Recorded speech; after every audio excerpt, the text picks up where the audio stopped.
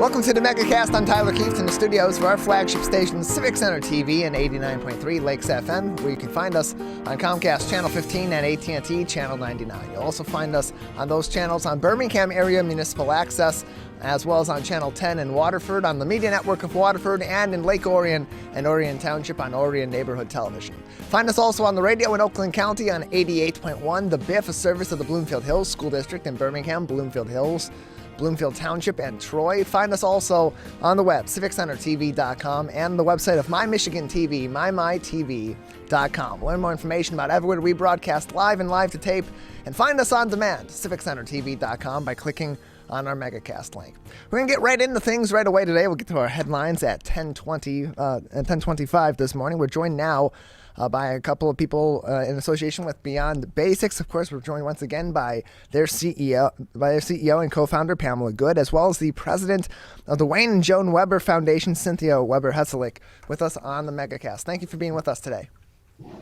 You're welcome. Thank you. Appreciate having both of you on. So recently, it was announced actually yesterday that Beyond Basics received a $1 million gift from the Wayne and Joan Weber Foundation that will make a big impact, and of course literacy, which is a big topic that is covered and an issue that is covered by Beyond Basics. So let's start with you, Cynthia. You're the niece of Wayne and Joan Weber. Can you talk about these two individuals, talk about the organization, and then ultimately the decision to provide this $1 million gift to Beyond Basics? Well, sure. My aunt and uncle started their foundation back in 2005, and primary focus is education, health initiatives, and feeding and housing for the less fortunate. Way back, 2006 or so, my uncle had the occasion to meet Pam.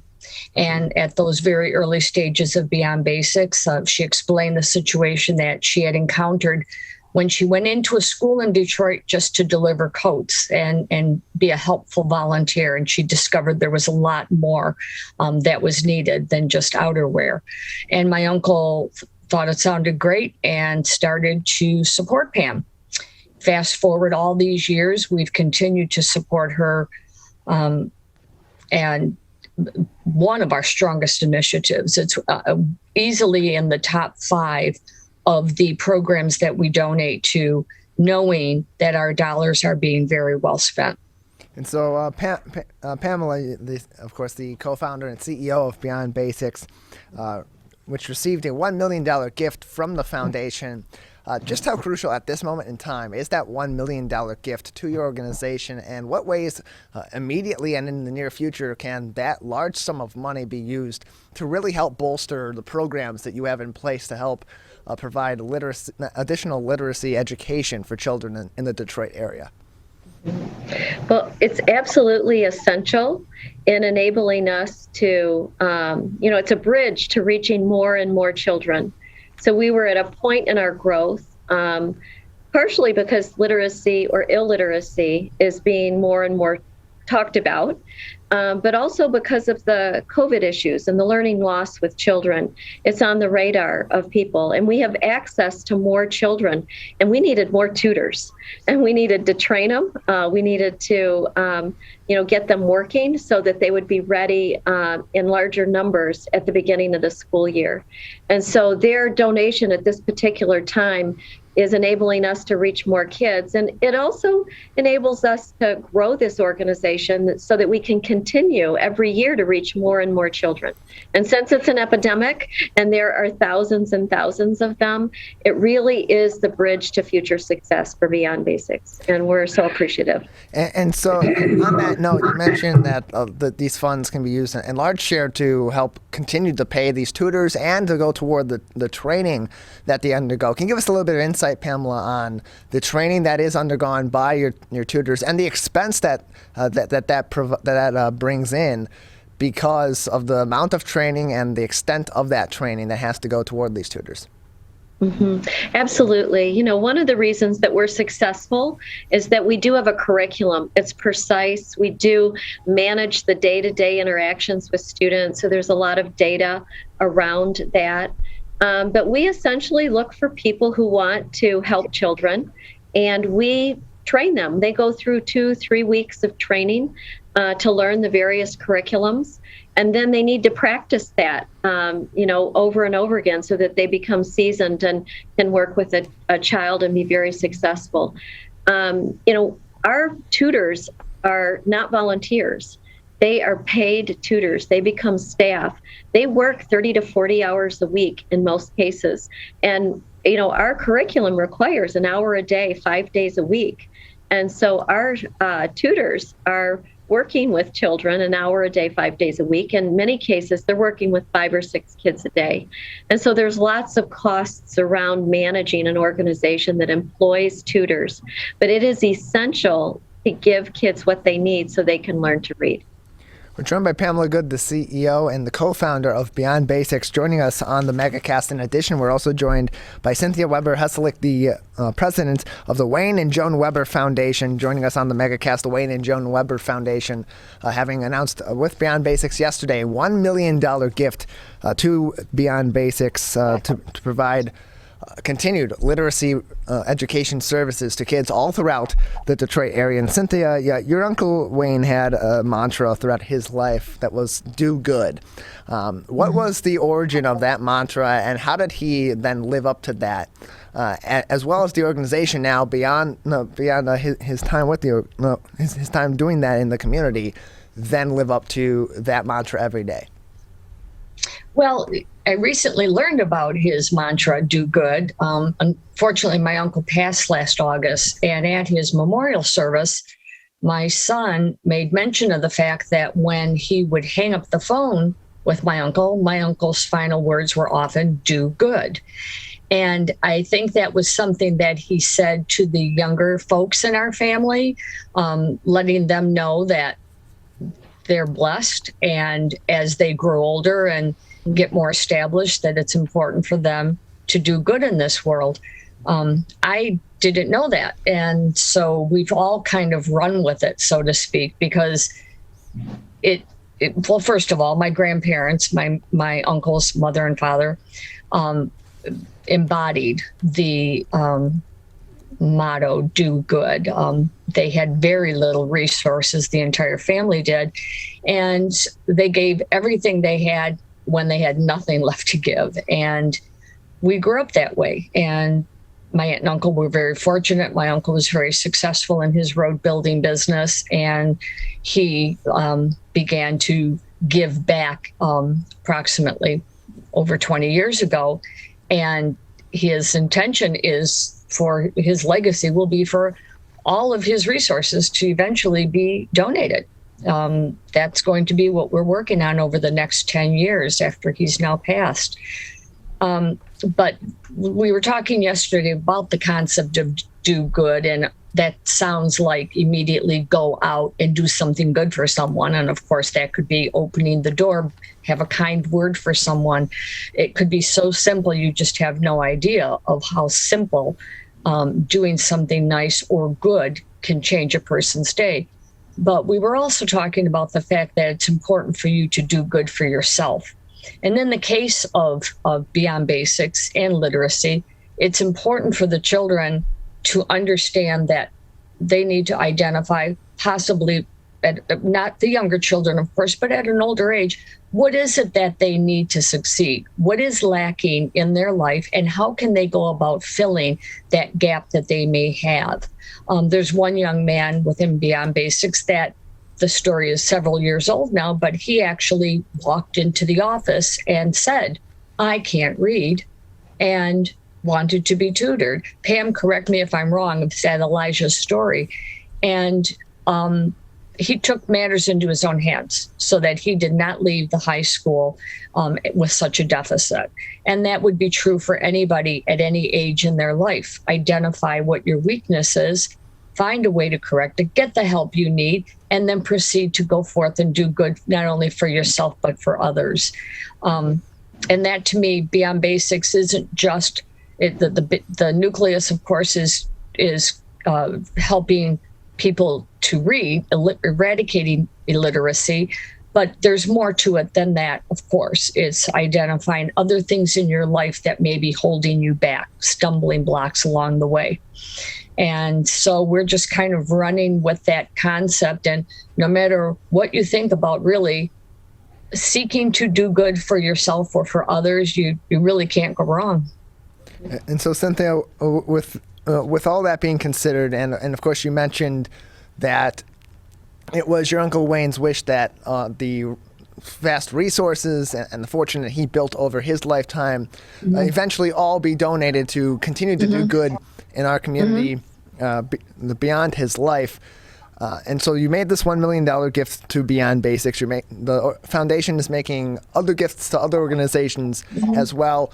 How do you consider where to send some of these funds to? What goes into those decisions? What is your organization looking for? And how does that decision ultimately be made? Well, that's a really, really excellent question. And we thought we were prepared, but I'll tell you, it's really going to take a lot. What we've been associated with, who we've been associated with in the Metro Detroit area have been solid relationships in addition to Beyond Basics. Just before my uncle's passing, he gave a gift of $5 million to the DIA to continue the work of the Wayne and Joan education DIA. So it's a form of an endowment. My uncle and my aunt have also given gifts to many local hospitals, and there'll be technology upgrades that are required to support the work that they've done so far. As life goes on, things are going to change dramatically and upgrades are going to need to be made. We are aligned heavily with Gleaners. We're looking forward to some conversation with them very soon. We are involved with local charter schools in Detroit. My aunt and uncle retrofitted a Detroit school building, University S Academy, back in 2010. A lot of work to do there. Oh gosh, the list goes on. We are heavily aligned with Salvation Army. We've recently had meetings with Shriners, and we're looking forward to a meeting with St. Jude Hospital. Those aren't local, of course, but they impact every child actually around the world. Education-wise is a huge initiative for us, and we just have to make sure that we are good stewards of his money, and that's our goal. And so, Pamela, let's go back to you. We have a few more minutes with you. I do want to also ask. Of course, foundations and their donations and individuals' donations are critical to the further operations of Beyond Basics and other organizations like it in our community and in other communities all around the country and around the world. But what are some other ways that people in the community, if they want to support Beyond Basics, how can they get involved and provide support to bridging the literacy gap in Detroit? Well, I think, in addition to the resources that help us tutor and, get kids reading, advocating for literacy. It is a huge epidemic across this nation, and there really aren't enough people, working to solve this in a zealous way. So we need to have people call their representatives and their congressmen and reach out to Lansing. We need the state to become aware that the kids that are showing up to school every day, they're capable. I've said recently that, the Wayne and Joan Weber Foundation really enabling us to tutor kids that are left behind. We've been able to prove together that the children are capable. They are all capable if given intensive one-on-one tutoring. And we need to be zealously as a community reaching those students as they show up to school. And the other piece is that as we tutor more kids, we need more tutors. And so if you're interested in tutoring, reach out to us. It's beyondbasics.org. If you know someone, just tell people that we need tutors. It is such a blessing to be able to sit beside a child and know what to do to get them reading. And, it's one of those things that blesses you while you're reaching out to help someone else. And so advocate for literacy and to also become tutors. And so, Pamela, just following that up, we know how important those educational interventions like Beyond Basics and other programs in the Detroit area and other communities as well were so important during the pandemic to prevent the effects of some of that slide that we saw in many different areas in education for our kids because of virtual learning, because of the switch between virtual and in person, all the chaos that came from this ongoing crisis. How much of an impact or how much of an importance are these interventionary tactics and programs going to continue to be as we slowly emerge out of the pandemic and get back to whatever normal is going to be going forward, because those effects are still going to be there for a long time? Mm-hmm. Well, it's huge. And the reason is we've had more kids fall into the gap. We've made a demarcation point that it seems like the interventions that are rolled out in the schools really serve kids that are less than a grade level behind. But the kids who are more than a grade level behind do not get assessed and do not get the literacy intervention that they need through our educational model. And what we've had over this COVID period is that we have more kids now who have slipped into the more than a grade level behind. And so, our hope is that because of this, there's more attention focused on those kids who have recently slid behind, that we will embrace all of the kids that are behind and that we won't leave anyone behind anymore. And so you're absolutely right. It's critical. And I will say that during this time when most kids have fallen behind a whole school year, our students on average improve 2 grade levels. So our kids, the ones that we tutored, are not included in that group. And if you consider the fact they didn't fall behind, we have 3 grade levels of difference between the other students going to school during COVID. So we need to raise the funds for this. We need to get the tutors trained, and we need to partner with schools and get kids reading as quickly as we can. Pamela, Cynthia, thank you both very much for joining us today. Yeah. Thank you so much, Tyler. Appreciate it. Pamela Good is the co-founder and the CEO of Beyond Basics. We also have been joined by Cynthia Weber Hesilak, the president of the Wayne and Joan Weber Foundation, whose $1 million donation earlier this week to Beyond Basics brings their total donations since their founding in 2006 to Beyond Basics to $6 million. Learn more information about Beyond Basics and how you can get involved as a tutor, or how you can help through your own funds should they be available, or through other volunteer opportunities by visiting their website at beyondbasics.org. We're going to take a break. On the other side, we'll go through some of our resources on COVID-19 and other news in our local area and go through the latest headlines making news all across the state of Michigan. And then we'll get in with more interviews and more conversations about topics here in Oakland County and all throughout the Great Lakes State. You're watching and listening to the Oakland County Megacast. If you are struggling to afford your internet bills during the pandemic, there's a temporary government program that may be able to help. It's called the Emergency Broadband Benefit, and it provides up to a $50 monthly discount on your broadband bill to qualifying households. Find more information about the program, including if you qualify and how to enroll, at fcc.gov/broadbandbenefit, or call toll-free at 833-511-0311. A public service announcement from 89.3 Lakes FM. We as Michiganders feel connected to this resource in a way that I think is really powerful. Conservation starts with a caring, committed community. For me, it's peaceful to have a relationship with the river. Every single one of us has a role to make sure that those waterways stay safe and healthy, being careful about what goes down the storm drain. Just even eliminating some of your single-use plastic makes a difference. There's one water, and it's ours to protect.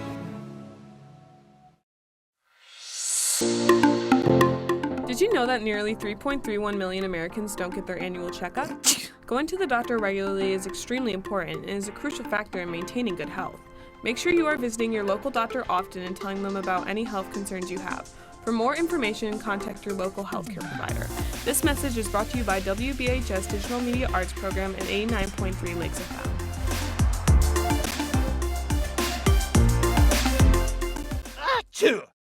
People are getting out to walk and bike in higher numbers. More vulnerable road users and higher speed traffic can be a dangerous combination. Crash severity has increased, so if you're driving, be sure to slow down and look for people. There's no need to speed. If you're biking, ride with traffic. If you're walking, avoid stepping into the road if possible. If you have to walk in the street, walk facing traffic. Learn more at walkbikedrivesafe.org. When times get dark, we can't see the help that's all around us. When you don't know where to turn, let 211 be your guiding light.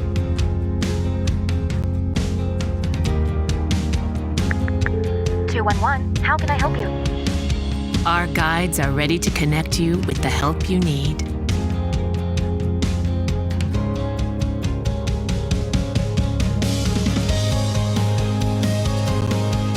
For help with food, healthcare, mental health, and other resources. Call 211 or visit 211.org. 211. Get connected, get help.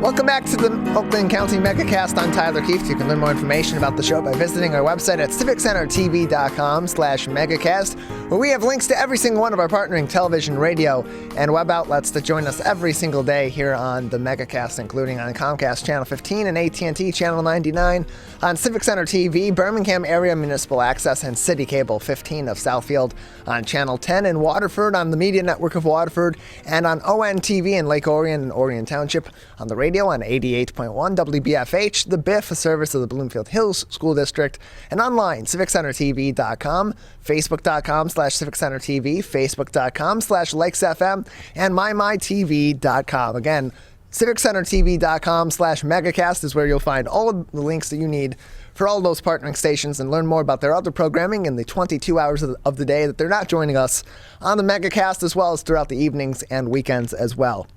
You can also find all of our full shows and each individual interview on demand on Civic Center TV's Megacast page as well. And right next door to that is our coronavirus page, where at the top of the page we have links to the CDC, the Michigan Department of Health and Human Services, and the Oakland County Health Division's COVID-19 specific web pages, so you can stay up to date on everything that you need to know about COVID-19, including the spread of the virus, precautionary tactics that you can employ in your daily life, at home, at work, out in the community, and more, as well as information on vaccinations and booster shots in our local area also. civiccentertv.com/coronavirus, or right below that, we scour articles from journalistic outlets all throughout the state of Michigan every morning before our show to keep you up to date on things making headlines here in Oakland County and all throughout the Great Lakes state. Our top headline today, of course, is this crazy weather that we are undergoing. A little bit of rain, a little bit of heat, a little bit of snow, a little bit of freezing. Where are we? What are we doing? What is the deal with Mother Nature? I don't know. Ask Jerry Seinfeld. He's the what's the deal guy. I'm just reporting the top stories here in Oakland County. What you need to know about Thursday's snowstorm: highest snow counts are estimated at up to 9 inches. This is from MLive Media Group. As the storm approaches Michigan, there are a few things that you should be aware of. The latest data has slight changes, but significant changes are also forthcoming. First, it's becoming really apparent that it's a two-part storm, with the second part being later and the most significant of the entirety of the storm. The accumulation of snow will also stop in the middle of the day on Thursday. And you may think the snowstorm isn't happening. The snow will come back into the southeast populated part of Michigan late on Thursday afternoon and drop most of the snow on Thursday evening. This also means there may be not so dangerous roads to drive on Thursday morning and early afternoon, but the road conditions won't be all that great. But they may also not be that terrible. It's kind of a mixed bag out there expected today on this Thursday edition of the Megacast. That situation will change quickly when the second wave of snow starts late Thursday afternoon. This leads to the second slight tweaking. All of the data that is consistent on shifting the heavy snow band about 20 miles southeast. Now this puts Ann Arbor, the Detroit area, the cities along Lake St. Clair, including Monroe, Adrian, and Hillsdale, right in the middle of the heaviest snow swath. This also means that cities that are on the northern edge of the heaviest snow will have less snow. Grand Rapids, Saginaw, and Bay City are definitely not in the heavy snow at this time. Of course, they weren't projected to be in the heavy snow earlier either. Flint and Lansing are in the transition zone from heavy snow to not so heavy snow. The final tweak is the total snowfall forecast. The heaviest swath of snow is increased an inch or two for most of the common amount of snow earlier. It was looking like 5 to 8 inches in the heavy swath. And now it's looking more like 6 to 9 inches in the heaviest swath. What they should also tell you is the storm isn't falling apart. It is holding together, and it's becoming a pretty solid snowstorm for southeast lower Michigan. Yesterday, it looked like some above freezing air could hang on in the Metro Detroit area and cut the snow by a couple of inches. Now it appears that cold air will be in place before the second wave of heavier precipitation moves into the Detroit area.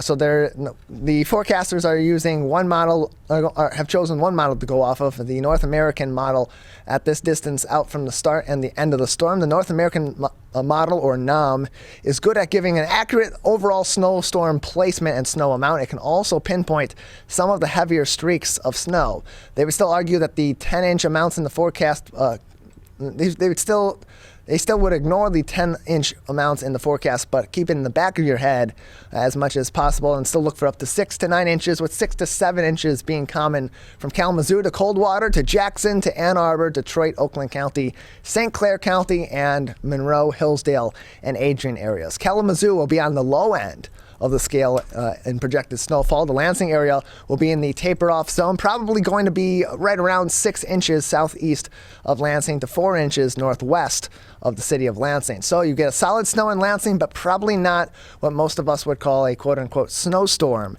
in February. That full article from meteorologists over at MLive Media Group on our website, civiccentertv.com/megacast, where you can read a full first-person article about weather.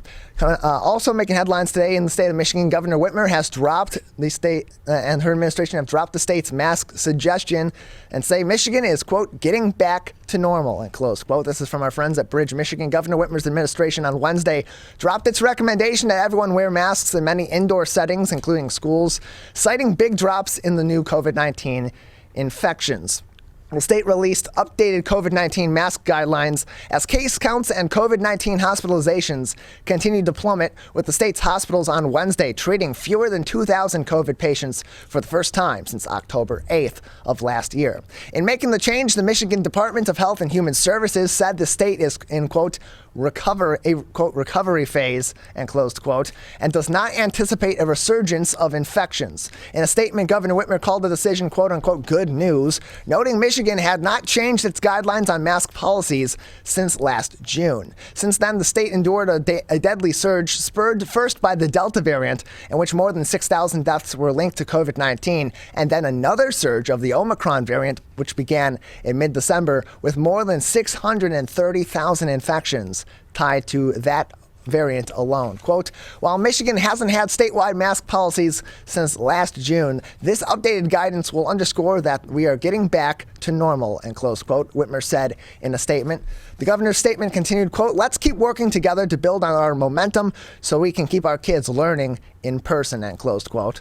Last week, public health leaders in the remaining counties with school mask mandates, which included Wayne, Oakland, and Washtenaw counties, as well as Ingham County, announced plans to rescind their school mask mandates, some at the end of the month and others immediately, or very soon to immediate within the coming days. Leaders in states across the country have made similar recommendations as the nation exits the Omicron variant surge. Critics of the governor have long attacked her for pandemic restrictions, particularly early in the pandemic, but Governor Whitmer and the MDHHS avoided imposing statewide mandates as the current school year began, leaving those decisions instead to local health departments and school districts. But the state's continued mask recommendation was cited by many local officials as a factor in their decision to implement school mask mandates. The MDHHS defines new quote-unquote phases. The new state guidance may not cause sweeping changes in the behavior in the state that has become increasingly divided into the masked and unmasked. Rather, its important is to reframe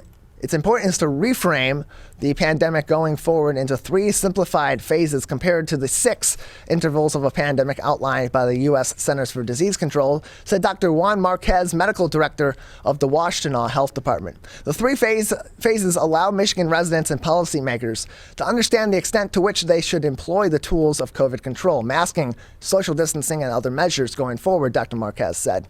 The MDHHS said it will base future mask guidances on 3 factors. 1, in the response phase, should local or state public health departments implement rapid response policies to combat a future surge, the public may be advised to increase masking, testing, and social distancing. The next is the recovery phase. When a surge has ended and no immediate resurgence is predicted, public health officials will monitor conditions that could lead to future surges. And lastly, the readiness phase. If a surge in cases is expected that can carry serious risk of illness and hospitalizations, the state will communicate those risks to the public. The new guidance, quote, does speak to the different situations situation we're in now, but the bigger piece is the shifting of the framework and how we feel about surges and how we manage them, said Dr. Marquez.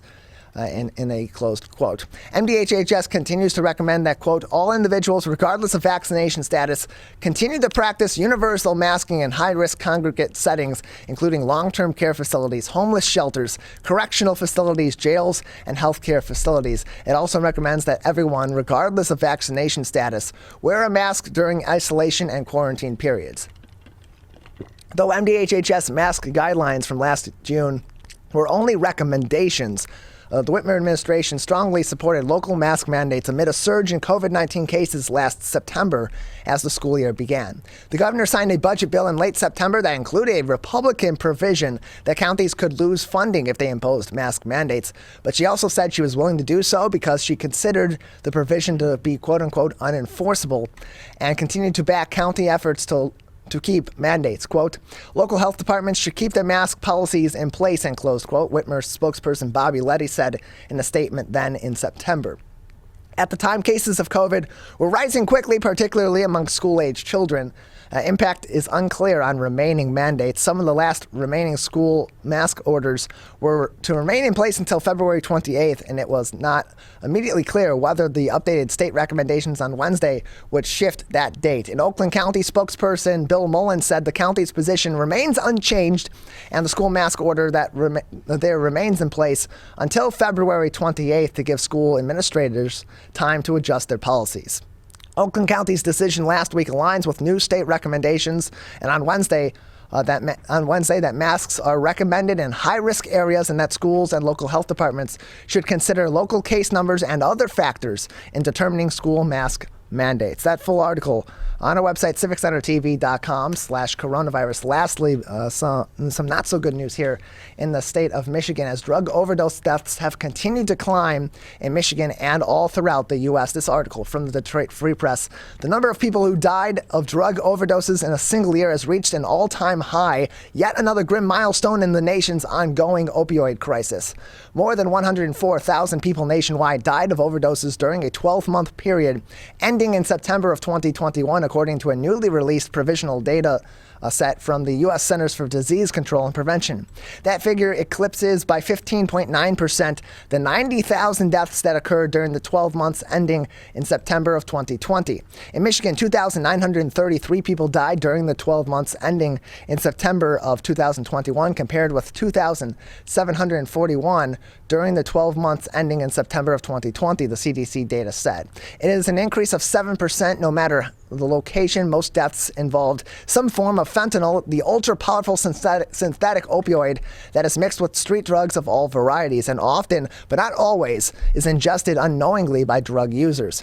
Fentanyl is up to 100 times more potent than morphine and up to 50 times more potent than heroin. It is so powerful that people overdosing on it often require multiple doses of Narcan, which reverses opioid overdoses before they can even be revived. Because of that, the U.S. Food and Drug Administration has authorized an increase in the dosage of Narcan from 4 milligrams to 8 milligrams. The higher dose treatments should be available later this year, but with more and more people dying every year, how long will this drug crisis continue? The answer, no one knows. Experts say the current opioid epidemic began with pain medication, and when those opioid pain pills became too expensive or too difficult to find because doctors clamped down on prescriptions, drug users turned to the opioid heroin.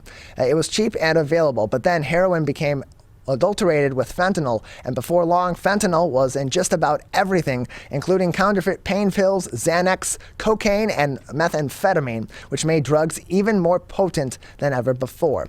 Then things got worse. Drug use increased during the coronavirus pandemic, and feelings of isolation and panic set in. Rehabilitation centers closed or limited the number of patients in an effort to accommodate social distancing safety measures, and support groups, which drug users find especially beneficial in in-person settings, mostly or entirely for a period, went virtual.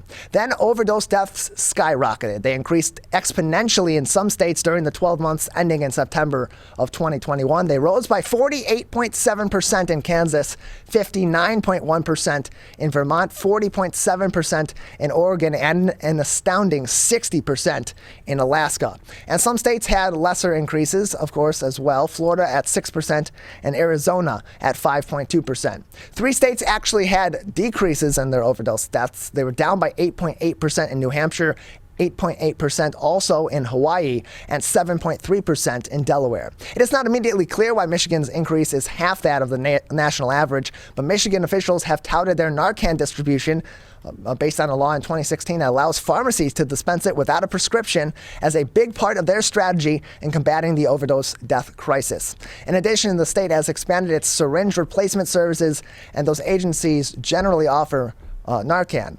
Michigan also has been expanding a program that allows EMS drivers to leave behind Narcan at the scene of non-fatal overdoses. Still, at least 8 people have died of drug overdoses in Michigan, according to preliminary data from the Centers for Disease Control and Prevention. Michigan, along with addiction experts, as well as the Biden administration at the federal level, is embracing an approach to drug addiction called harm reduction. That strategy calls for minimizing the harms associated with drug use, which means providing clean needles to prevent HIV and hepatitis, Narcan and test strips so users can determine whether drugs contain fentanyl before ingesting them.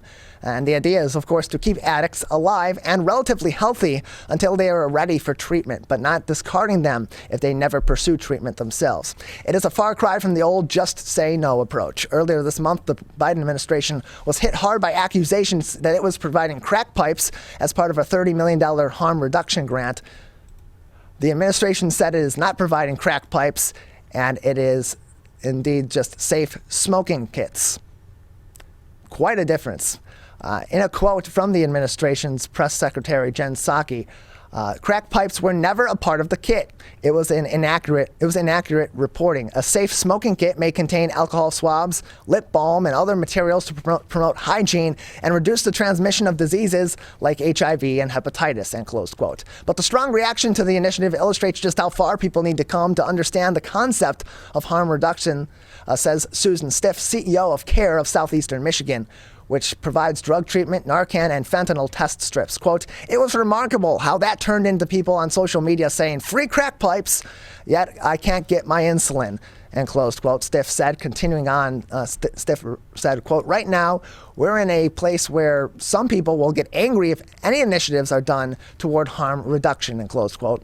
Meanwhile, the bipartisan U.S. Commission on Combating Synthetic Opioid Trafficking estimated that overdose deaths cost the country $1 trillion per year. It calls for increased availability of treatment and overdose preventions, among other initiatives. But even then, experts believe the number of overdose deaths are underreported. All of those articles from our friends and journalistic outlets all across the state of Michigan on our website at civiccentertv.com/coronavirus. We have a great rest of the show ahead of you today. Coming up next at 10:40, we'll be, in just a couple minutes, we'll be joined by Michelle Bianco and Chuck Phillipson from the Walled Lake Consolidated School District's Foundation for Excellence. At 11 o'clock to kick off the Michigan Megacast Hour, Nate Adams from theonlycritic.com and also a film critic on RottenTomatoes.com. We'll talk all things Oscar season with us.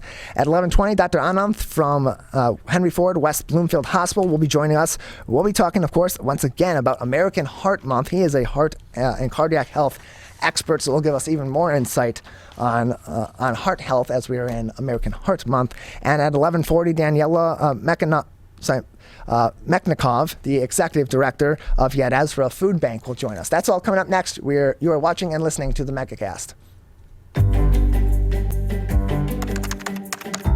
Parents do a lot of worrying. Get your kids caught up on childhood vaccines to protect them from these 14 preventable diseases, and you'll have 14 fewer things to worry about. Vaccines are safe and effective and save lives. So let's get caught up on vaccines and worry about something else. Get the facts at ivaccinate.org. We may come from different organizations, but we work together to protect the Huron River for everyone. Most of the pollution that goes into our rivers is carried by rainwater that flows off of roads, parking lots and rooftops. The leaves and bark of a single tree can retain a surprising amount of rainwater. Depending on its size and species, it could be 100 gallons or more. It is estimated that an urban forest can reduce annual runoff by up to 7%. Here's one thing that we know can help keep our water clean. Plant a tree. Plant a tree. Plant a tree. There's one water, and it's ours to protect.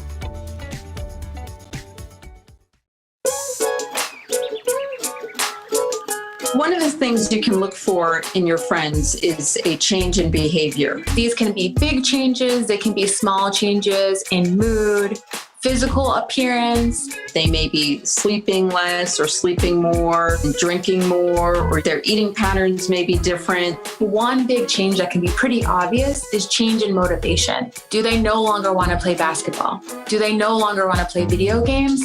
Now that we're spending more time online and in virtual settings, it's really important to pay attention to the language that your friend is using and the words they're using to communicate. So when we text our friends, are they taking longer amounts of time to respond? Are they not responding at all? You don't have to be an expert to try to recognize these signs. The second that you feel it in your gut and that you're concerned, that's the second to have the conversation and open the door to what might be going on.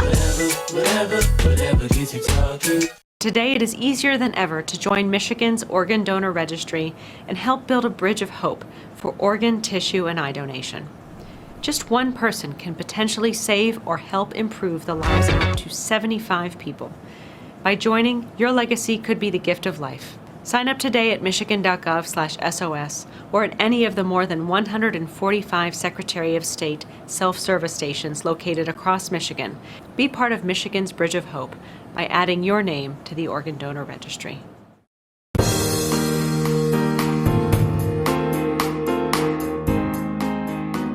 We're in the middle of winter. It's cold outside. It's not much to do. So where do you go? You go to the movies, and especially when we're in the thick of awards season now, you're going to want to be seeing some of those movies that are going to be bringing home the hardware very soon. The best person to talk about that, to make sure you see the good ones and leave the rest to everybody else, is Nate Adams from theonlycritic.com. You've also read his reviews on Rotten Tomatoes. He's with us once again on the Megacast. Nate, thank you for being with us today.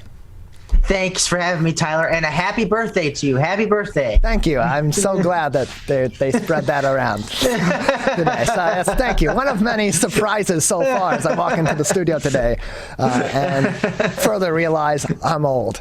Let's begin with the movies. The Oscars are coming up, and we have Academy Award nominations that recently came out last week, and a lot of new faces across the board in the nominations this year, but a lot of familiar faces as well. A record nomination for Denzel Washington, as he once again is nominated for Best Actor in a Leading Role. We also see some other stars that are commonly up there, like Jessica Chastain, nominated again, and some surprises even that have been in the folklore of the movie industry of the last 10 years or so, but haven't quite got that recognition yet. People like Kristen Stewart, who's nominated for Best Actress in a Leading Role. So let's start with just the movies in general. In terms of those movies that we're going to be seeing nominated in a lot of these categories that we've seen nominated and may win multiple Oscars, what are among those that you think people should be seeing?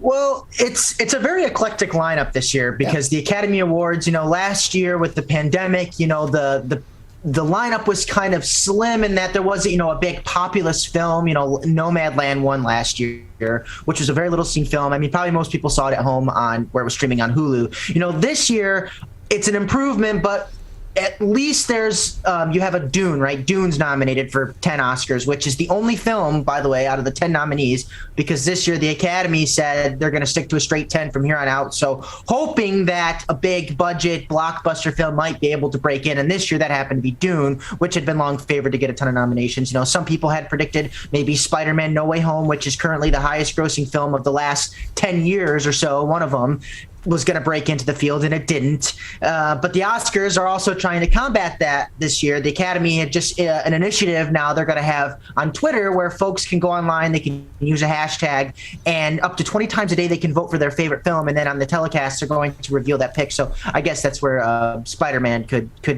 get in. As far as like what to see, a lot of these films, just like last year, are going to be available on streaming. So a lot of folks are going to be able to see it. The Japan International Film Entry, Drive My Car, made it into the Best Picture field, which is also riding on the coattails of Parasite a few years ago. So that's really nice to see. Folks will be able to stream that on HBO Max starting in March. Nightmare Alley, nominated for Best Picture, directed by Guillermo del Toro, is already on Hulu. Coda, which was my #1 film of 2021, a great film, which CODA stands for Child of Deaf Adults, is on Apple TV Plus, which is their first nomination and Best Picture. But a lot of people are talking about The Power of the Dog, Jane Campion's adaptation of the Thomas Savage novel. It's got the most noms, 12 nominations. It's streaming on Netflix, and this might be the first year. Every year, a streamer always gets close to taking that top prize, but every year preceding this one has always gone to a major studio that released films theatrically. This is Netflix's best chance at finally, after I don't know how many nominations, they might be able to crack the Best Picture field. We're joined by Nate Adams from theonlycritic.com. He's a film critic. You can also read his reviews on Rotten Tomatoes as well. And so you mentioned Netflix kind of breaking that mold, and maybe this year is the year that they finally get through after they've been nominated for some of their pictures in the past, but have not won the physical award. They've come so close. Right, they've always come so close. Right, and so you're saying that this may be that year where they pull through. You also mentioned Spider-Man: No Way Home as one of the top-grossing films of 2021. It was highly acclaimed by those that are superhero movie aficionados and those that are just casuals going to see the movie because it was a big hit. Do you see as these superhero movies, especially these franchises and these cinematic universes that are becoming more common, as these films become more popular and become more mass appeal, do you see any of those in the future, especially with the quality we had in Spider-Man: No Way Home and in other films recently, that some of these may actually break through and be considered for some of these top prizes? Yeah, it's definitely not impossible, because we saw Black Panther break into the field in 2019, was nominated for Best Picture, which was a groundbreaking landmark achievement at the time. And I don't think that that could definitely happen again. The reason why the Academy expanded the category to 10, because before it was 5 to 10, and now it's guaranteed 10 every year, for the hope that something like a populist film like Spider-Man could break in. You remember in 1998, everybody was tuning in to see if Titanic was going to win Best Picture, because Titanic was a huge film. And the whole reason, Tyler, that the Academy expanded the field was because, I don't know if you remember, but it was a huge controversy that The Dark Knight didn't get a Best Picture nomination the year it was released, because obviously in this day and age, like, Dark Knight is heavily regarded now years later as one of the best, not only one of the best films of all time, but the best superhero film of all time. It is for me. And to see that a movie like that, and the scale and the way it was made and the artistry and the mastery behind the scenes, that it didn't get a Best Picture nomination was baffling. So the Academy noticed that, and that's why they expanded the field. So do I think that in the future more could break through the mold? Absolutely. It just is a matter of, what's the right film buzzing and popping at the right time. There is a Black Panther sequel that's coming out soon. Is that going to change the narrative? I really thought Spider-Man: No Way Home might have had a shot, but this year was kind of jam-packed. And Dune did make $100 million plus. Probably would have made more had it not been released via HBO Max and theaters at the same time. And there's a sequel on the way. So, there is a populist film in the mix, but as far as like a big, mass, wide 4-quadrant film, that is missing from this lineup. But the lineup is very eclectic. You got Licorice Pizza. We talked about Don't Look Up. I would argue that Don't Look Up is as huge a hit as any of these films, even though it didn't release and most people saw it at streaming on Netflix.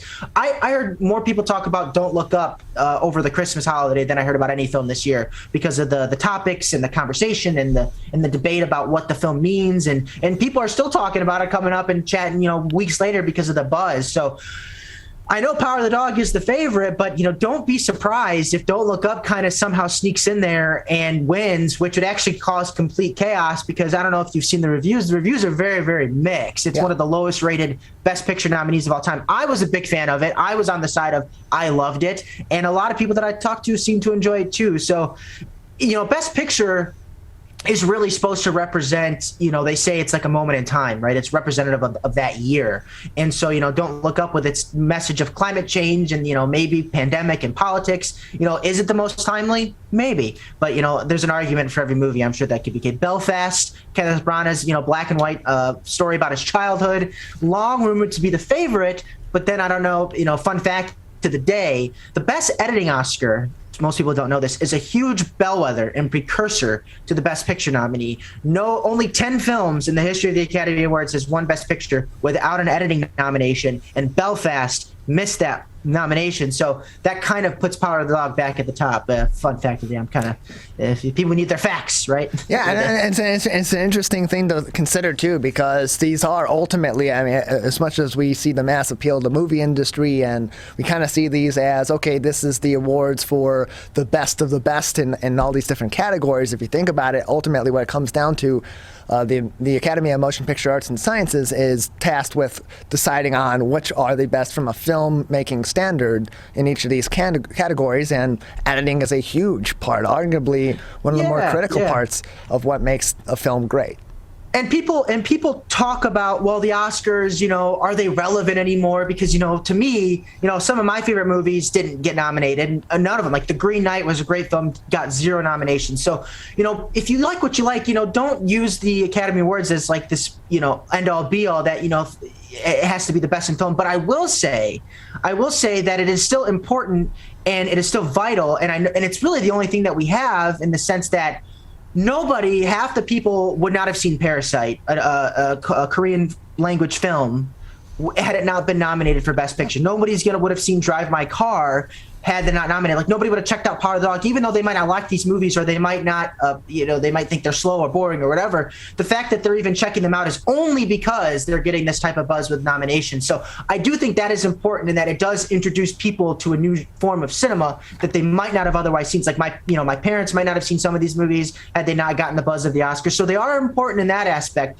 but also, you can still like what you like, even if they're not nominated for awards. It doesn't have to mean it's the end of the world. You can read Nate's film critiques at theonlycritic.com. We're joined by Nate Adams, of course, from theonlycritic.com. You can also find his reviews on Rotten Tomatoes. And so it brings up another interesting point. We go back to the competition that's there in the movie industry right now, the expanded competition with streaming being a critical output for a lot of these movies during the pandemic, and it's kind of changed the paradigm for what's going to happen after the pandemic. From a studio's perspective, studios that have been more so focused on those theatrical releases and are looking to go back to a similar format that we had pre-pandemic, what adjustments are they going to need to be making going forward to continue to be competitive with these streaming services that are becoming more popular, that are growing that mass appeal, and that are providing the greater exposure to some of these movies because of their easy access at home?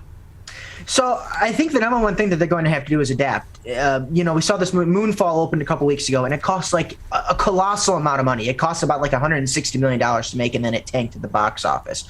I think studios are going to have to learn on the balance sheet that movies don't necessarily have to cost an arm and a leg in order to be theatrically, viable. Jackass Forever was a film that cost, I think, $20 million to make, and it's already in the red. Scream came out in early January, was made for $20 million, and it's made $80 million. It's like, I think they need to economize their budgets a little bit if they're going to try and go the theatrical model, unless it's these big budget superhero films. You can still make a small budget, drama or a horror film. Horrors are the most profitable film in the business. $5, $10, $15 million. I think what needs to happen is we don't need to spend $60, $70, $80 million like they just did on this Death on the Nile remake that came out over the past weekend. So that's going to be a key component as far as what films are going to be making it into the theatrical only landscape. And it's going to take like a Bridesmaid or a My Best Friend's Wedding, that type of romantic comedy to kind of rejuvenate that genre. And I don't know when that's going to come, because all those films are being relegated to streaming. But I think if the studios can figure out a way to, get the budgets down and try and, work in the mold, that might work. I watched a film called I Want You Back. It came out on Amazon Prime over the weekend. One of the best romantic comedies I've seen of the last 3 or 4 years, okay? And that premiered on streaming. I was thinking to myself as I was watching it, there was a time when this movie would have probably legged it out to $100 million at the box office on good word of mouth because it's so good. And now I'm watching it at home with my significant other on the couch, not sharing in that communal experience. So it just becomes a term of, what's going to make the most sense. And right now it's superhero films and big budget films and maybe kids films. Sing 2 made $130 plus million, which is the best showing for a kids film. So, you got the Batman coming up in a few weeks. That's probably going to be there, but it's going to be tough to see what mid-sized film that's not a horror film, that's not based on an existing property, that's not a superhero film, that is going to break through. The highest grossing adult drama, pure adult drama, from the last year since the pandemic began was House of Gucci, which made $50 million. And I would argue that that was because it had the strength of Lady Gaga, which she was notably snubbed for Best Actress this year at the Oscars, much to the ear of her online Twitter fan base. We're joined by Nate Adams from theonlycritic.com, joining us on the Megacast, talking all things Academy Awards. And so we have a couple more minutes with you, Nate. Let's go rapid fire down the line with some of these key categories and get your predictions. Best Actress in a Leading Role, we have, of course, Jessica Chastain for The Eyes of Tammy Faye, Olivia Colman, The Lost Daughter, Penelope Cruz in Parallel Mothers, Nicole Kidman being the Ricardos, and Kristen Stewart in Spencer. Who do you see in Best Actress? So the odds have the favor of Nicole Kidman for being the Ricardos. But I will say another statistic here is that this is also going to be hard to predict. Best Actress is the one category that is completely up for grabs because no actress has a film that crosses over with Best Picture. So usually there's like a favorite where you can like link the two. It's like, oh, well, they like that movie more. But Kristen Stewart also missed the SAG nominations, which no actress in the history of the Academy Awards who did not get a SAG nomination went on to win Best Actress. Can Kristen Stewart, who has a lot of love for Spencer, break that for the first time and make history? Maybe. Right now I'm going with Kidman, but do not be surprised if Stewart sneaks up in there and gets the gold. Best Actor in a Leading Role, also one that people are going to be looking out for. What are your predictions there?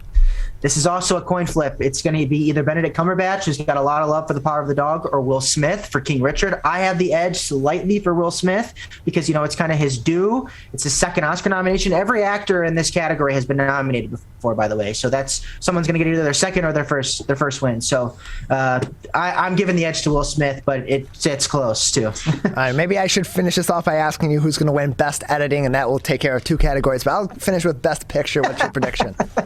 I think it's going to be Power of the Dog, and then Jane Campion's going to ride that Best Director win, which would be history because it'd be the first time in Oscar history back-to-back directors were won by females, which would be great to see. Nate, anything else to be looking out for in the movie industry coming forward for us? The summer movie season's coming soon. Like I said, Batman's on the rise. We got some Marvel TV shows, Top Gun Maverick, Doctor Strange, the next Jurassic Park film. So movies are bouncing back, and it's going to be an exciting time for theatrical to watch that and see. And then also streaming. There's a lot of stuff coming at home that everybody should be getting. Netflix has a robust lineup of films coming that's going to be, you're going to have options every which way. So it's a good time to be a content consumer. Nate, thank you very much for joining us. Thanks, Tyler, and I hope you have a great birthday. Thank you. I appreciate it. When times get dark, we can't see the help that's all around us.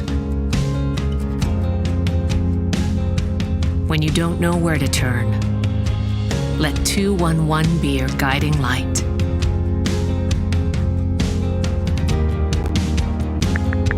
211, how can I help you? Our guides are ready to connect you with the help you need.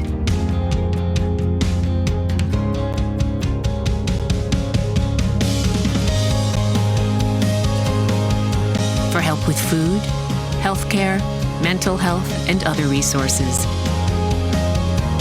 Call 211 or visit 211.org.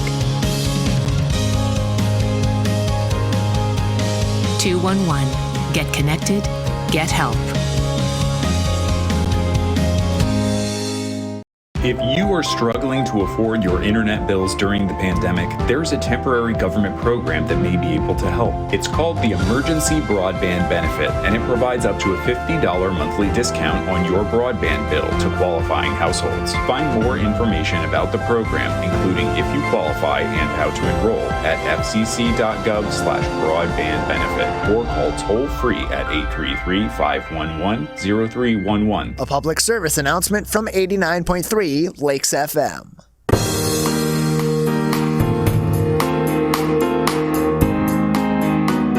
Joining us now, championing every child every day from the as is the slogan of the Walled Lake Consolidated School District's Foundation for Excellence, are their Executive Director, Michelle Bianco, and Vice Chairperson, Chuck Phillipson, with us now on the Megacast to talk about the organization. Thank you for being with us today.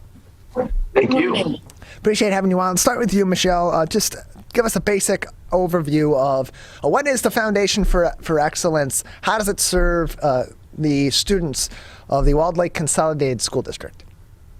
Of course. Well, thank you so much for this opportunity to share with your listeners what we're all about. And it's really pretty simple. The Foundation for Excellence is a nonprofit 501c3 organization. We're a collaborative arm of the Walled Lake School District. And this school year, we are celebrating 30 years. We're marking 30 years of our commitment and dedication. And what that means is being the best resource possible for all of the students and educators, and providing funds to our students, our classrooms, fostering relationships and partnerships with our district, our community leaders, and businesses to provide and increase resources for our students. And Chuck can chime in there as far as our Board of Trustees and his civic engagement and what that means to him and taking part in the foundation. Yeah, sure, Chuck, please go ahead.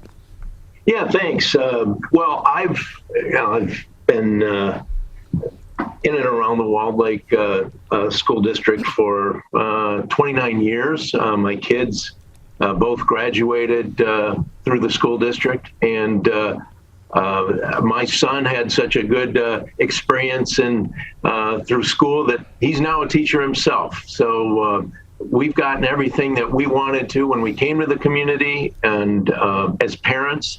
And I just got involved too with the foundation. Gosh, Michelle, the years fly by. I'm probably going on 15 years of being a board member and a chair for many of those years. But it's just a matter of us coming together. We've got school administrators, teachers, people such as myself from the private sector in all walks of life, coming together to serve on the board and do what we can to help put funds in the hands of kids that otherwise aren't provided from the district budget. So, Michelle, on that note, Chuck makes an interesting point. As he mentions, the budget that allocates, of course, a certain number of funds per pupil to each school district in the state of Michigan every single year, or every single school year, and that varies year to year as that per pupil cost is re-estimated on an annual basis. That only covers so much. That doesn't necessarily mean that one district versus the other is going to be able to take all those funds that they get and provide not only the basic needs of each child's education in their school district, but also those critical extracurricular activities. So for the Foundation of Excellence, where does that stand in helping the Walled Lake Consolidated School District specifically provide those extra activities and those extra opportunities that may not otherwise be there, but are so critical to the education of children? Exactly. Well, thank you so much for asking. And that's what we're here for, to increase the number of resources in those innovative, creative learning opportunities. The foundation was born out of wanting to maintaining excellence in education when the really significant budget cuts occurred. So back in the day, and Chuck was part of the board then, technology, the foundation was very instrumental in bringing technology into the classroom in partnership with our school district with smart boards and overhead projectors. And we were in partnership with our district in providing that type of opportunity until our community approved a bond in 2013 to standardize technology across the district. And then fast forward, our foundation again was at the helm in helping our classrooms have collaborative learning spaces. And we received through our grant program, again, requests for collaborative seating arrangements, those items that were needed to foster greater collaboration and learning. And then with the passage of the 2019 bond, classroom collaborative learning and the needed furniture was standardized. So what I've outlined is that we've been really at the forefront for our educators to come to us through our grant program and request funds for what they want to put in place, but don't have the funds to handle that. And then lo and behold, the district, through the approval of our community, was able to standardize that.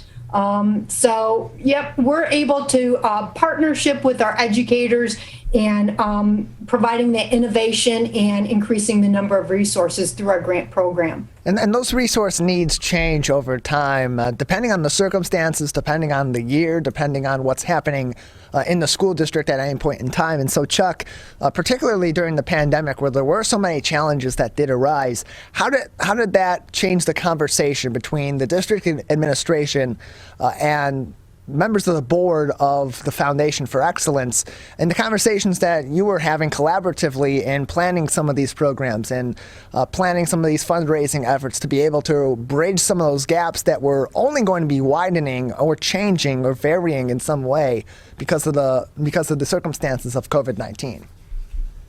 Yeah, that's, great point. I mean, we kind of, those first few meetings, we, just like most, you kind of circle the wagons and say, okay, what do let's protect what we have. Let's revisit and make sure our mission is strong.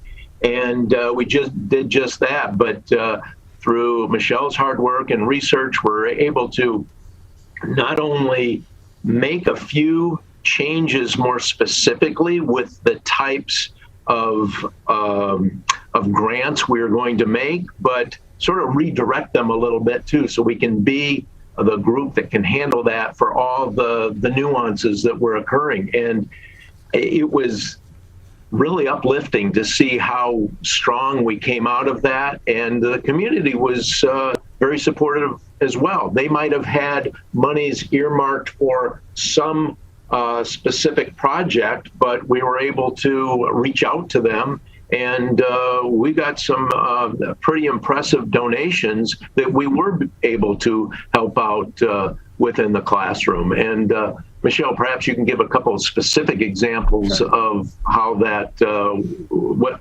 those items were.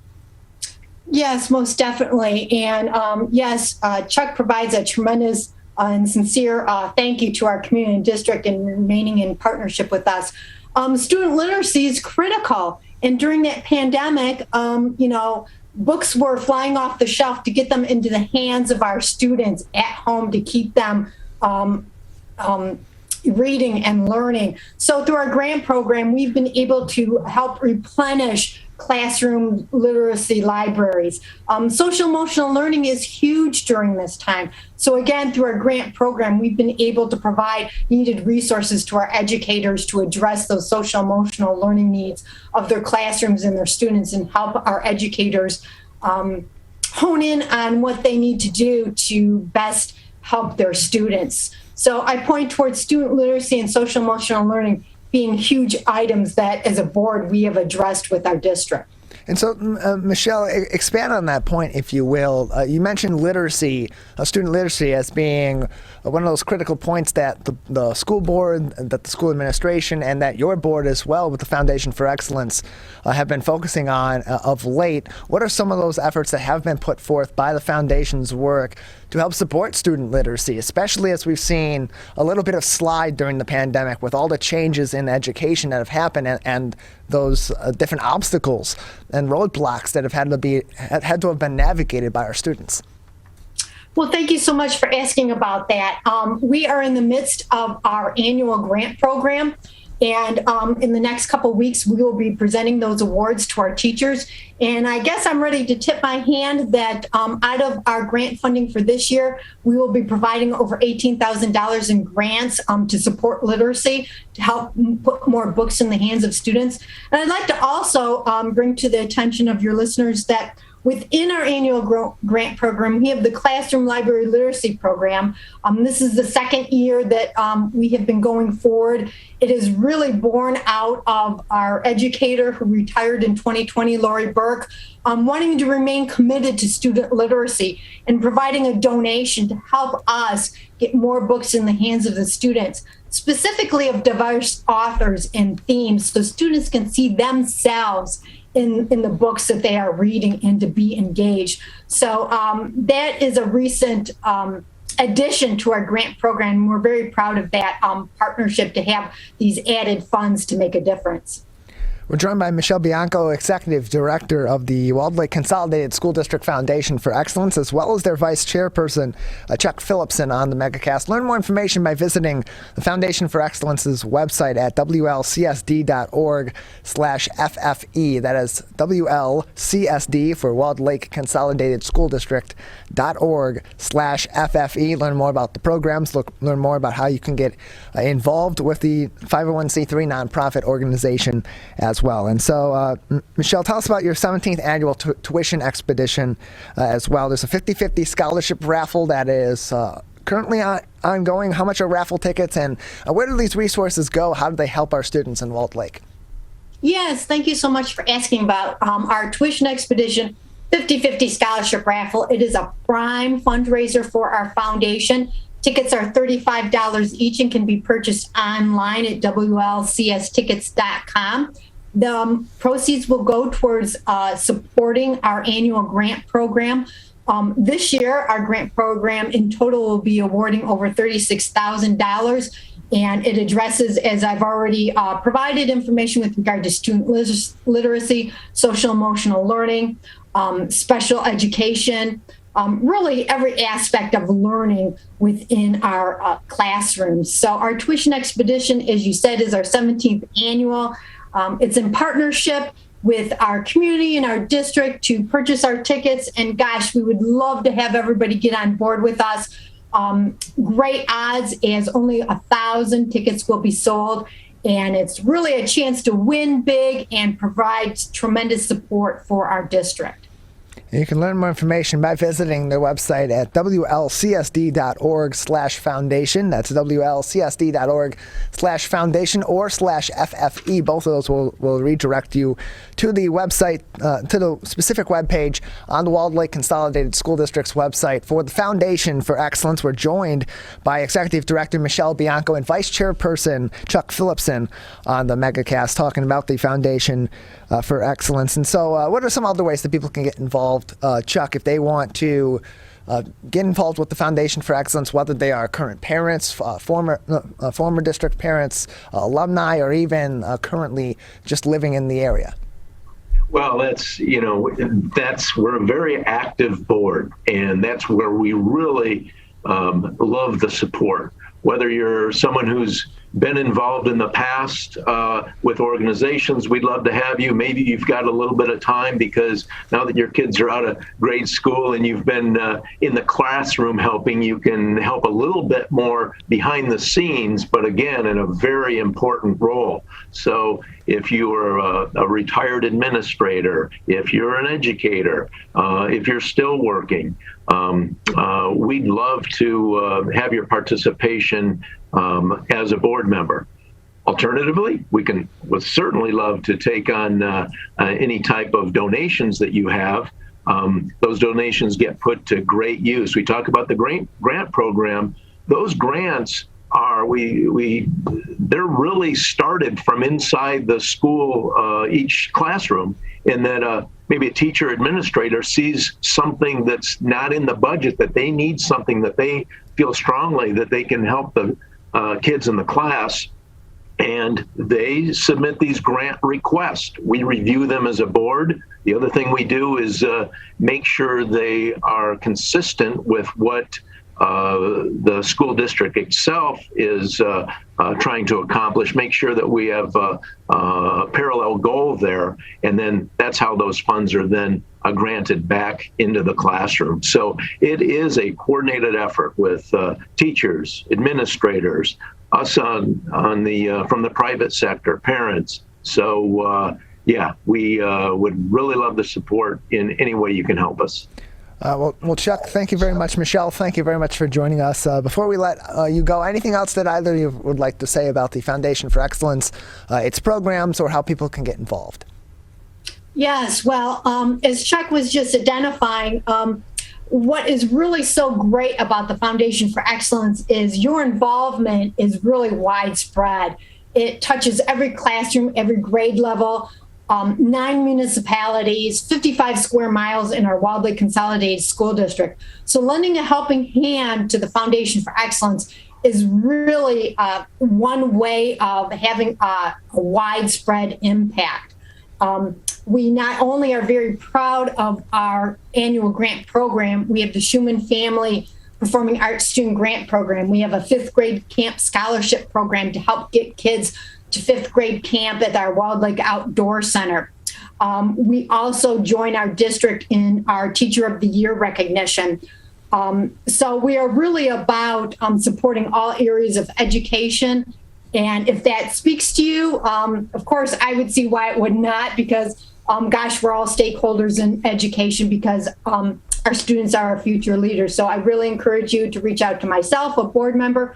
Check us out on our website. We're a friendly and great group of people to work with. Michelle, Chuck, thank you very much for joining us. Thank you. Thank you. Whether you're the city, the county, or the Huron River Watershed Council, we work together to protect water resources for everyone. Most of the pollution entering our rivers is carried by rainwater that runs off roads, parking lots, and rooftops. A rain garden helps catch stormwater runoff. Rain gardens and their plants help dirty runoff soak into the ground. You can do your part to help keep our water clean. Learn about rain gardens and native plants. So consider a rain garden in your home landscaping.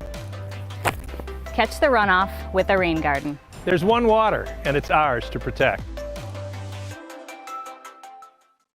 I couldn't breathe at all. There was lots of talk about putting me on a ventilator. I thought I was gonna die. I was 39 weeks pregnant and had a scheduled C-section. During that time, I got COVID and was hospitalized for a month. I had a blood clot in my lungs. It caused me to go into right-sided heart failure. I was really scared. I kept texting my husband and my mom, telling them how scared I was, and I was worried that he was gonna grow up without a mom. And then I was worried if, when I did get home, that he wouldn't know who I was. You know, being 27 and a mom and a wife and having that all almost taken away from me. It's scary, and if a vaccine can prevent that from happening, why not? Get your vaccine. I don't want this to happen to anybody else.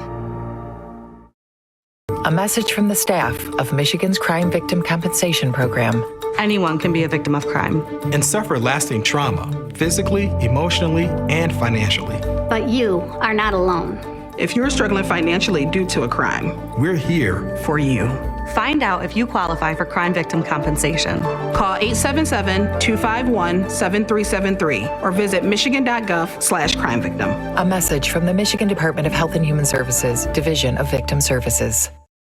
If you are struggling to afford your internet bills during the pandemic, there's a temporary government program that may be able to help. It's called the Emergency Broadband Benefit, and it provides up to a $50 monthly discount on your broadband bill to qualifying households. Find more information about the program, including if you qualify and how to enroll, at fcc.gov/broadbandbenefit or call toll-free at 833-511-0311. A public service announcement from 89.3 Lakes FM.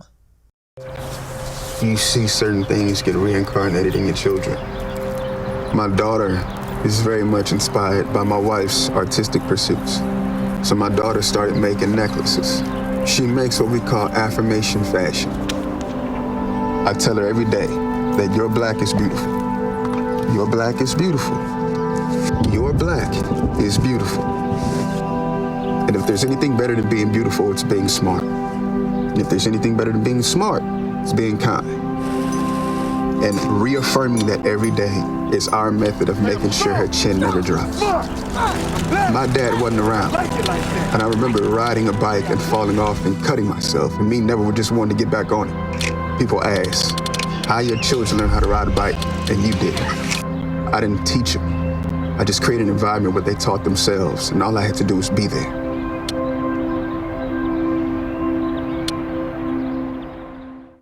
Whether you're the city, the county, or the Huron River Watershed Council. As partners, working together to protect our water resources, we agree. Pet waste is the source of harmful bacteria in the Huron River. When it's left on the ground, it can wash into the storm drains. These lead directly to our streams. No filters, no treatment. Here's one thing we know that can help keep our water clean. Pick up pet waste and trash it. Pick up pet waste and trash it. So pick up pet waste and trash it. There's one water, and it's ours to protect.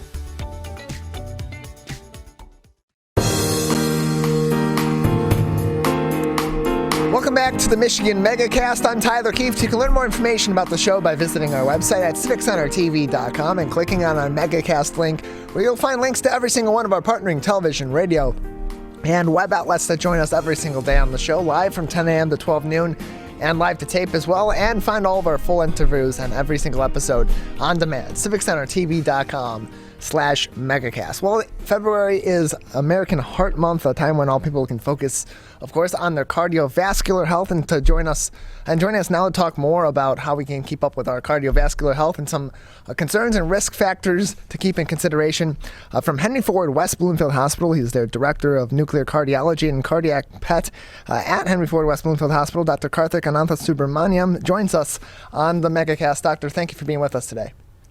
Thank you. Thanks for the opportunity. Appreciate having you on. So, first off, February is American Heart Month, but what is the importance across the year, not just in the month of February, but day by day, month by month, year by year, of people keeping track of their cardiac health and maintaining a strong heart?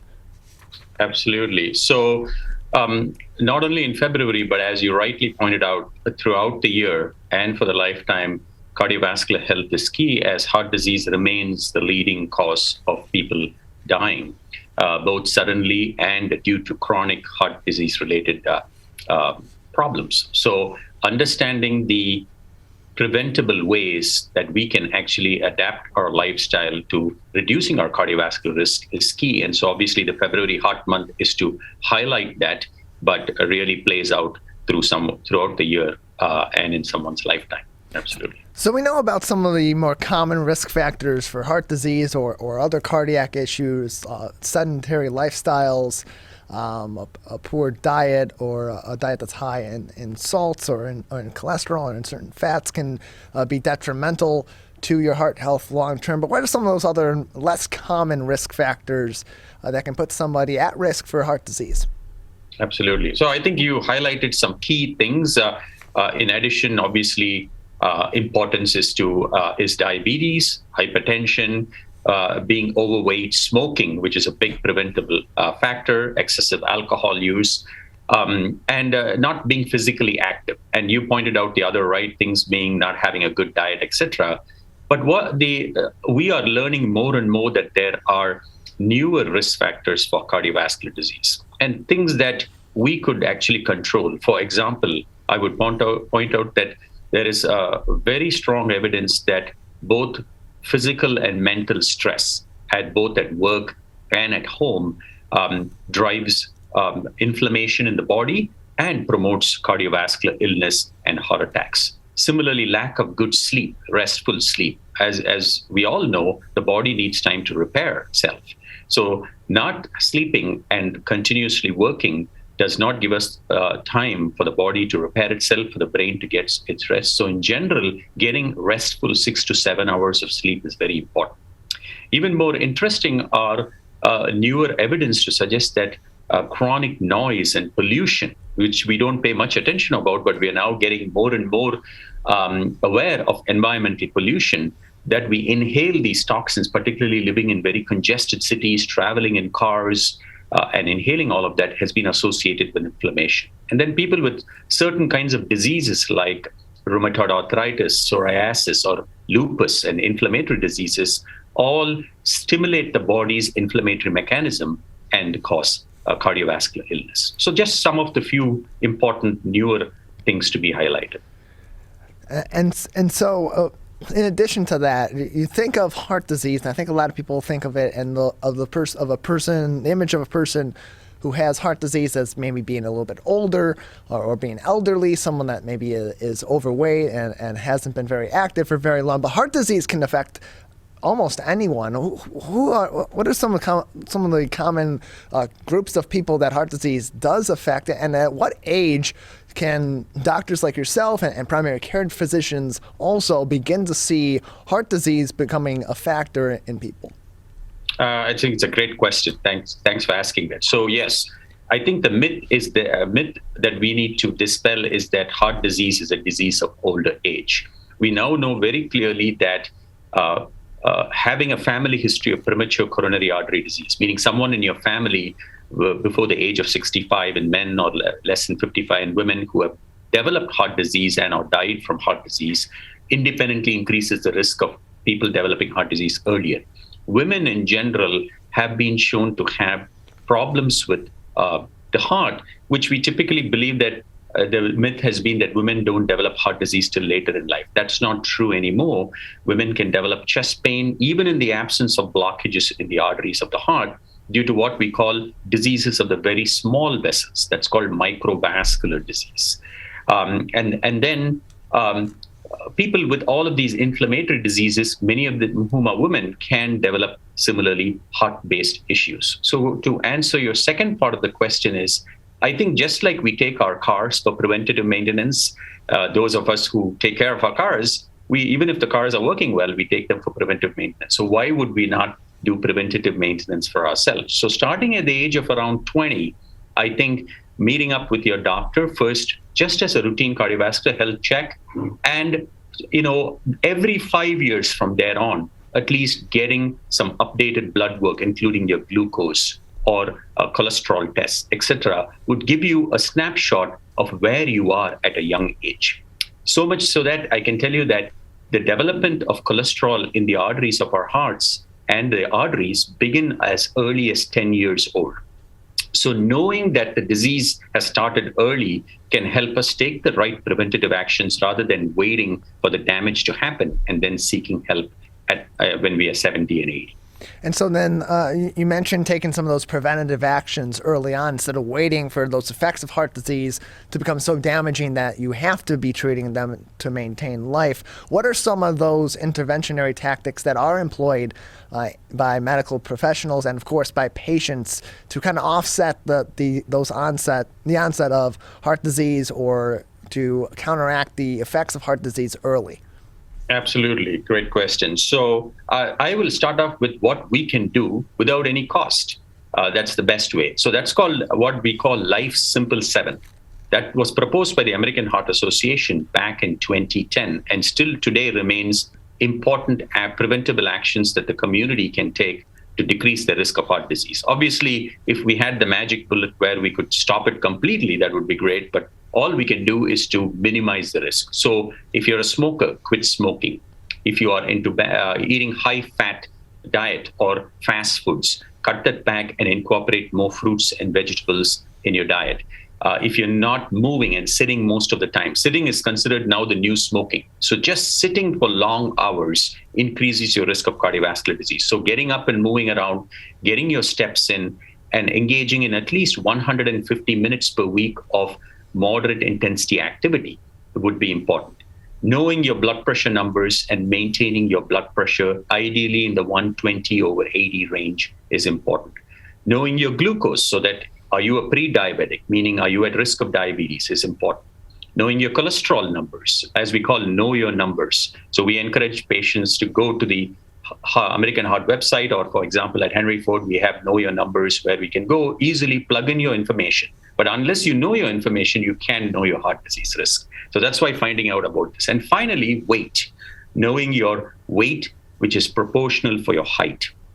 That's called body mass index. And in general, even though it's not perfect, it's a good starting point to know the total amount of fat in your system and where you are with regards to your weight. Ideally for Americans, you want your BMI or body mass index to be less than 25. And for Asians, the risk actually increases starting at 23. So keeping your BMI less than 23 is important.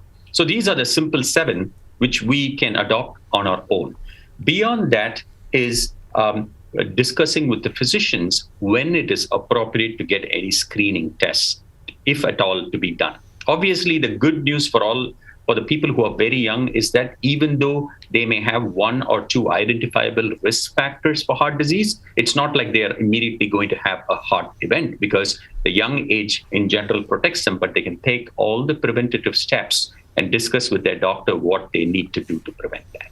And so that not everybody is aware of some activities that they may be engaging in, thinking that these are beneficial to my heart, these are beneficial to my health, and in the long run, it will benefit my health as I age, as I get older, and as other risk factors come into play. What are some common activities that people engage in that they may not know are dangerous to their heart or may put them at risk for things like heart disease or other cardiac conditions? Absolutely. I think I would say the leading one is basically snow shoveling, particularly in winter. It is directly related to cardiovascular acute events.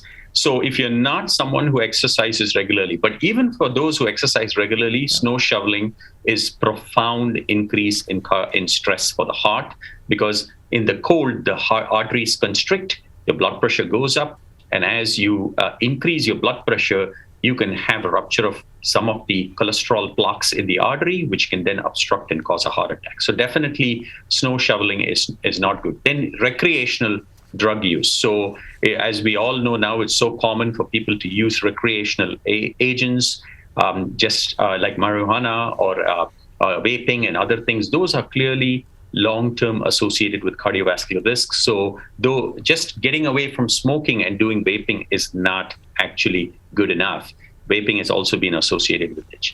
In general, aerobic exercise, which means walking, jogging, running, or light resistance weights, is preferred to extreme stressful exercises like heavy bench pressing, etc.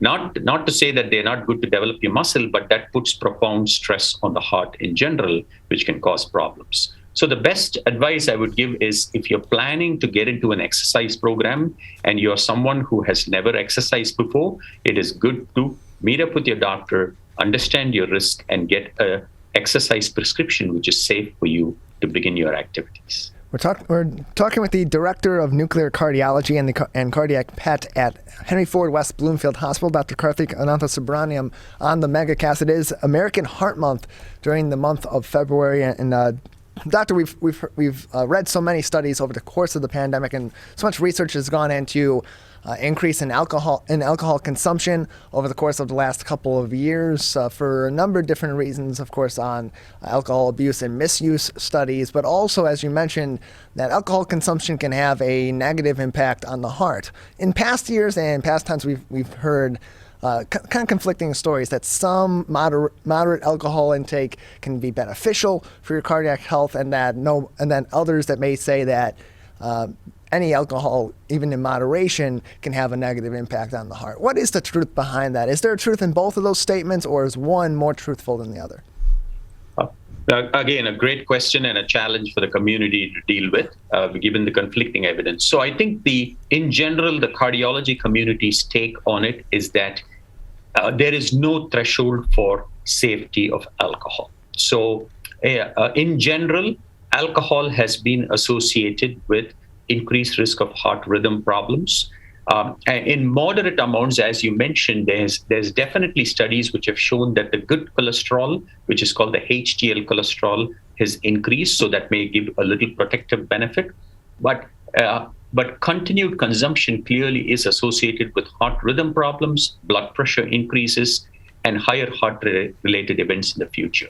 So the key advice that we give patients is, do not start alcohol just to get the beneficial effect, because taking no alcohol is always the safest way. But if you are someone who has a habit of having some degree of alcohol socially, regularly, the Heart Association recommendations are, for men, no more than 2 drinks per day, and for women, no more than 1 drink per day, preferably that being wine, something like red wine, which has got a higher amount of antioxidants.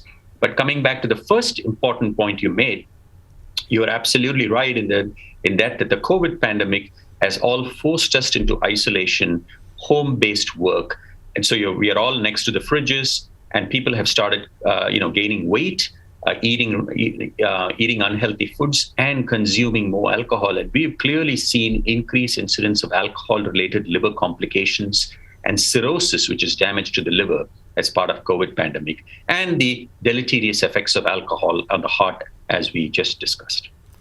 Doctor, before we let you go, any other heart health tips or information that we should be keeping in mind to keep our heart and our cardiovascular system healthy, not just in American Heart Month, but all throughout the year?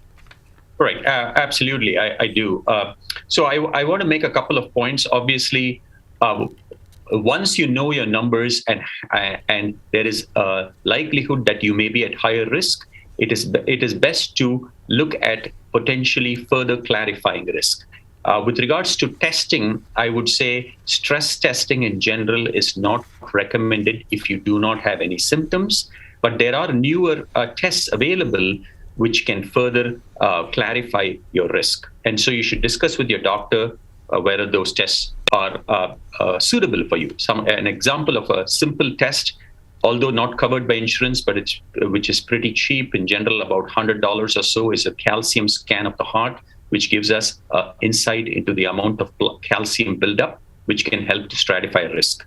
So definitely, seeing cardiologists, for example, we have centers at Bloomfield Township and Henry Ford West Bloomfield and multiple other centers where we perform and interpret these tests and are able to give screening advice to patients. So patients should take the chances of meeting up with their doctors and finding their risk.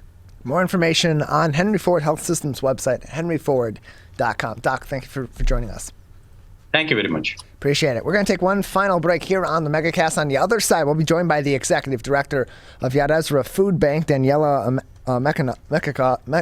I'm sorry, I keep tripping up on my words here. We will be joined by the Executive Director of Yad Ezra Food Bank, Daniella Mechnikov, on the Megacast. You're watching and listening to the Megacast.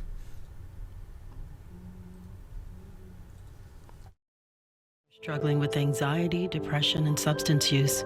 Before it becomes a crisis, reach out to MyCal, the Michigan Crisis and Access Line, for free confidential support 24/7. Available in the Upper Peninsula and Oakland County. Just call or text 1-844-44-MyCal or chat online at michigan.gov/MyCal. A message from the Michigan Department of Health and Human Services. Motorcyclists are hard to see. To keep everyone safer, it's important to always look for them and know where most crashes occur.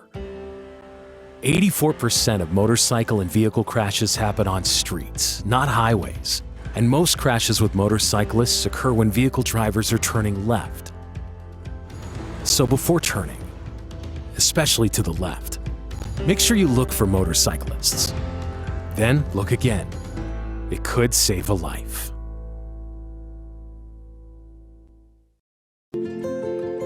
To Sophia and Gabriel.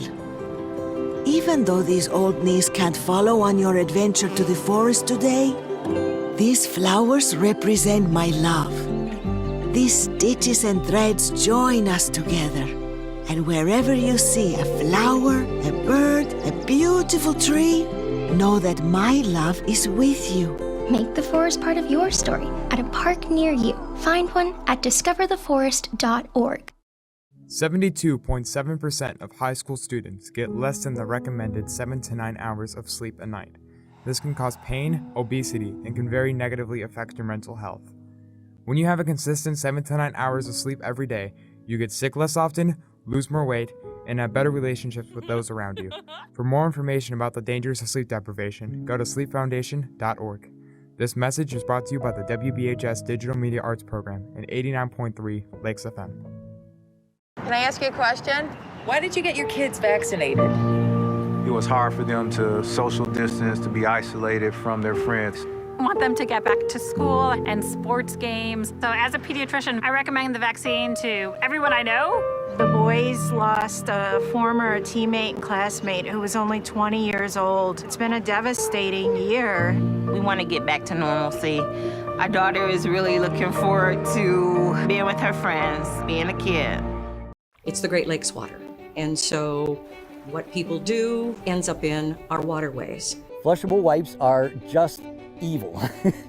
They should be thrown away. They're impossible to destroy, and they can cause significant problems. One of the main things when you're cooking is to not dump fats, oils, and greases down your drains. They stick to the sides of pipes, they stick to everything they come in contact with. Don't put it down the sink. There's one water, and it's ours to protect.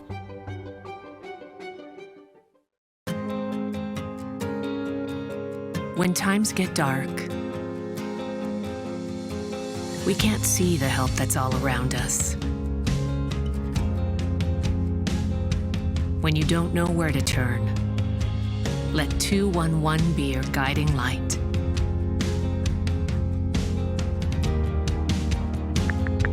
211, how can I help you? Our guides are ready to connect you with the help you need.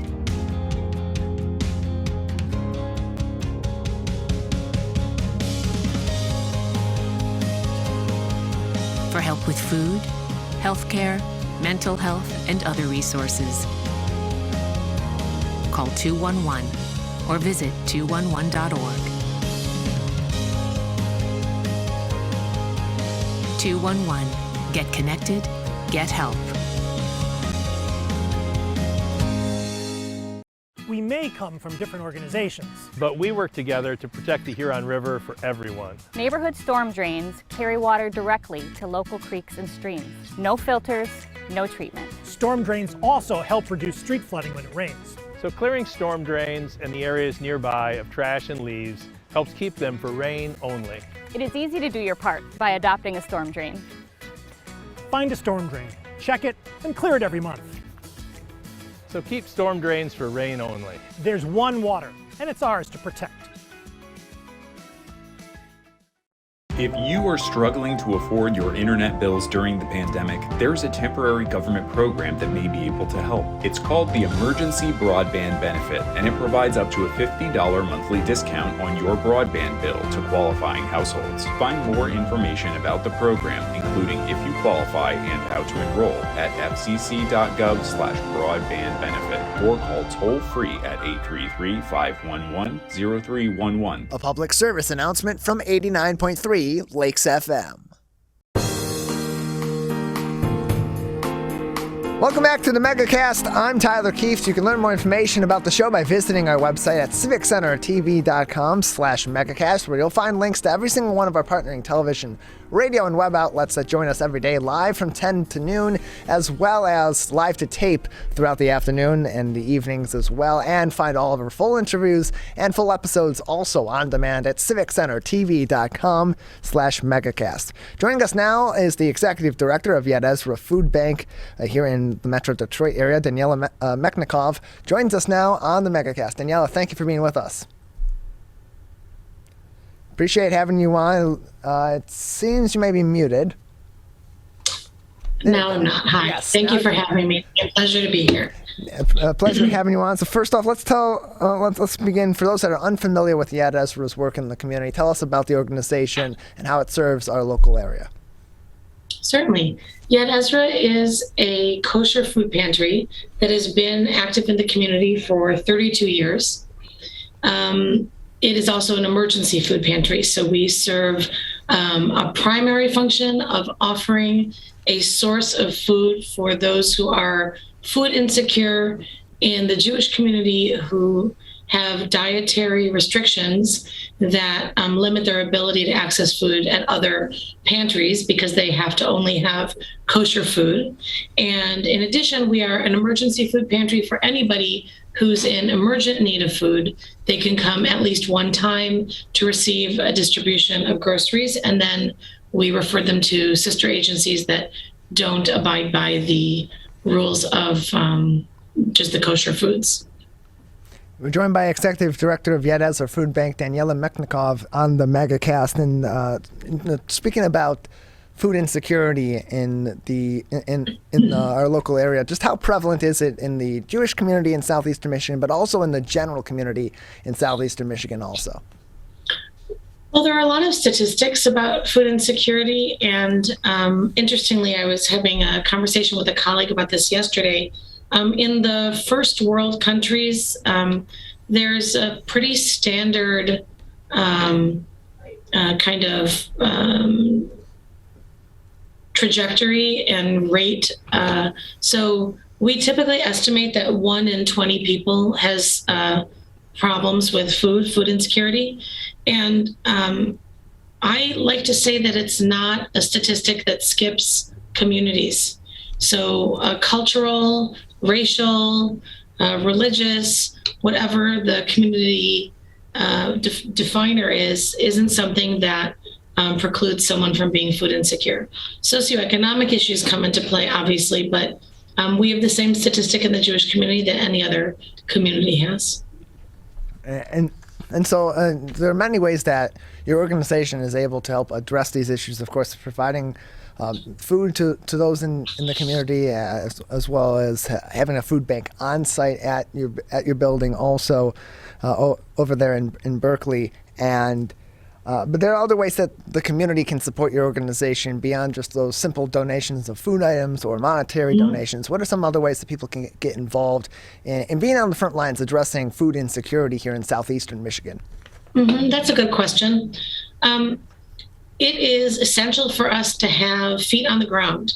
Volunteerism is one of the linchpins of a successful food pantry, and we are certainly no exception. We could not function without a huge number of dedicated volunteers. So, for example, in the last 2 years, because of the pandemic, we did not have clients coming into the food pantry to shop and choose their foods. We delivered food exclusively to our clients' homes.